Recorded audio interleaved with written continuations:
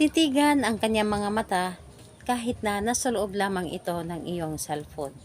Hello mga guys, kumusta kayo? Panibagong araw, panibagong video na naman tayo. And sa araw na ito ay isa na namang video ang aking ituturo sa inyo na simpleng gabay o simpleng pamamaraan na makakatulong sa atin. At bago ang lahat, gusto ko lang mag-disclaimer sa mga taong hindi naniniwala at hindi gusto ang mga kagaya nitong video. Please skip this video at paghanap kayo ng videos na gustong gusto nyo dahil ang video na ito ay para lamang ito sa mga taong naniniwala and gusto mag-try. Sa lahat po ng mga nagko-comment po dito sa aking video dito sa loob ng aking channel, mag-ingat sa lahat ng mga nagre-reply sa inyo na dinadala kayo sa kanilang WhatsApp and imo app upang makaiwas po tayo sa scam. Ngayon po ituturo ko sa inyo paano siya or paano mo titigan ang kanyang mga mata upang hindi siya magawang magloko o hindi niya magawang magsinungaling sa inyo. Yung tipong hindi niya kayang tiisin na hindi sabihin yung mga sekreto niya sa inyo. Yung tipong hindi niya itago hanggat hindi niya sinasabi sa inyo. Kailangan or hindi siya mapakali hanggat hindi niya sinasabi sa iyo kung ano man yung nagawa niyang mali or ano man yung sikreto niya.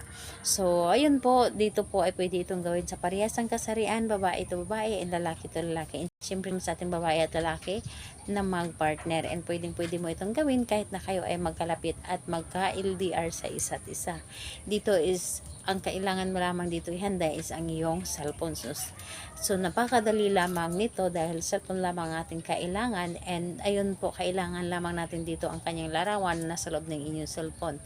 And ayun po, yun lamang ang ating kailangan. And pagkatapos mong ihanda yung cellphone mo na kung saan ay meron itong laman ng kanyang larawan, isunod mong ihanda ang inyong sarili. Kailangan i-claim mo lamang sa iyong sarili na ito ay para sa inyo.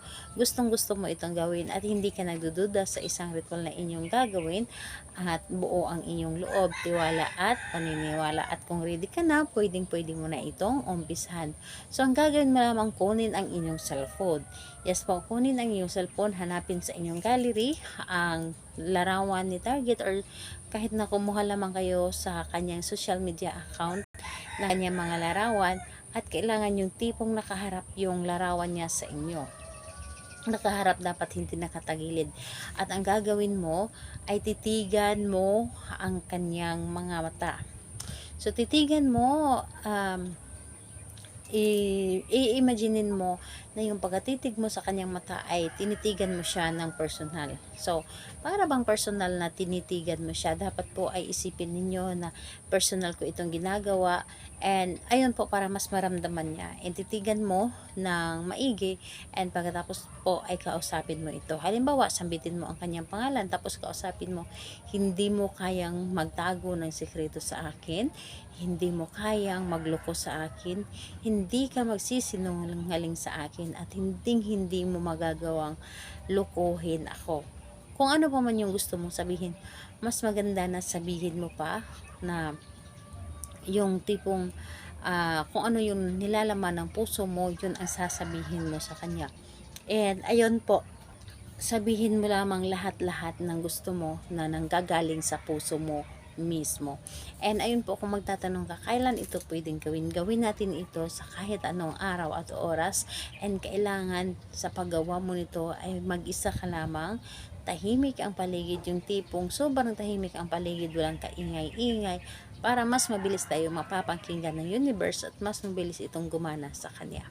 So the best itong gawin sa mga partner ninyo na mahilig magtago ng sekreto sa inyo. So gawin ito upang hindi na magawang magsinungaling sa inyo ng mga partner ninyo.